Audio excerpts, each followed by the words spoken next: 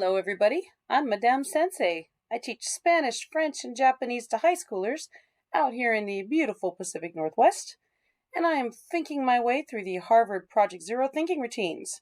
So if you want to help me with this, find me at studio-nemo.com or ping me on the Minecraft Education Ambassadors or the Minecraft Teachers Lounge or Duolingo Educators Network, all places that I hang out a lot. So we are on Same, Different, Connect, Engage. And this occurs in the perspective taking section. And again, the Harvard Project Zero thinking routines are located here, and link is in the description. Same, Different, Connect, Engage is also located in global thinking. And this is a routine to nurture empathetic perspective taking and bridge building. And golly, I use this one an awful lot.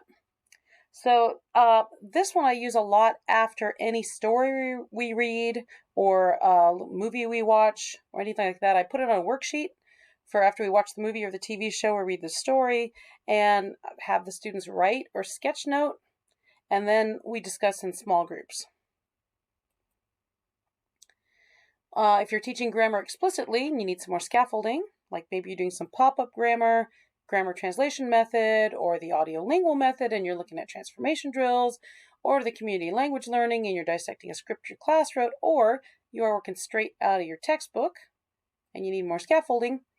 Here's my scaffolding. Look at that. This is time to break out your superlatives. You need more than, less than, same as, all the words you think your students are going to need to make comparisons, plus any scaffolding that they need to describe the people in the story, the people in the movie, the people in the TV show themselves, because they have to connect it back to themselves, the situation. So make sure you've got a living word bank for your students. Project it on the board, put it on the paper, and keep adding to it as your students ask you in the target language, of course.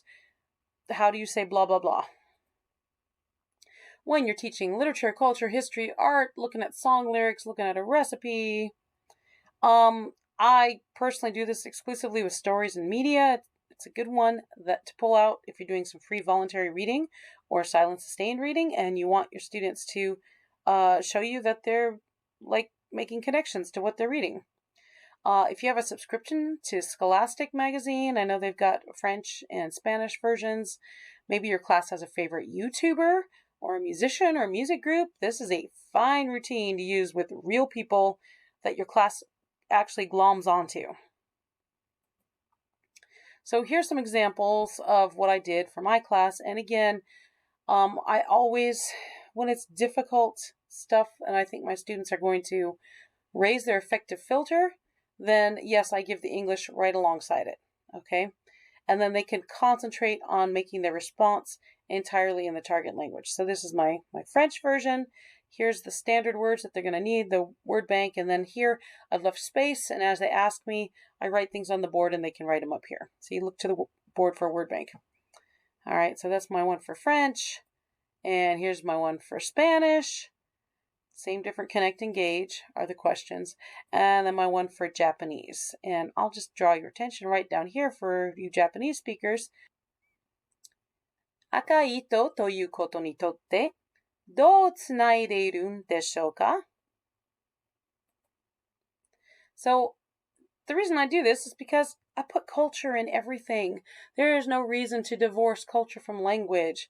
So in Japanese, when you're connected to someone, there's this philosophy, superstition, saying, belief, I don't know, that everyone is connected by a red thread. Okay? An invisible red thread. And I just love that it's invisible, but you know it's red. Okay? But just appreciate the poetry of it because it's a beautiful concept. It connects the world together and it elicits empathy and working together. So my point is, shove in culture whenever you can. And this is why we're never going to get replaced with machine translation, because machine translation doesn't understand this cultural aspect. That would have just translated those questions exactly as they were in English, and it would become a stilted Japanese or a stilted French or a stilted Spanish. But you got to understand the culture to speak the language. In our next episode, we're going to do Seek to See. Hope to see you there.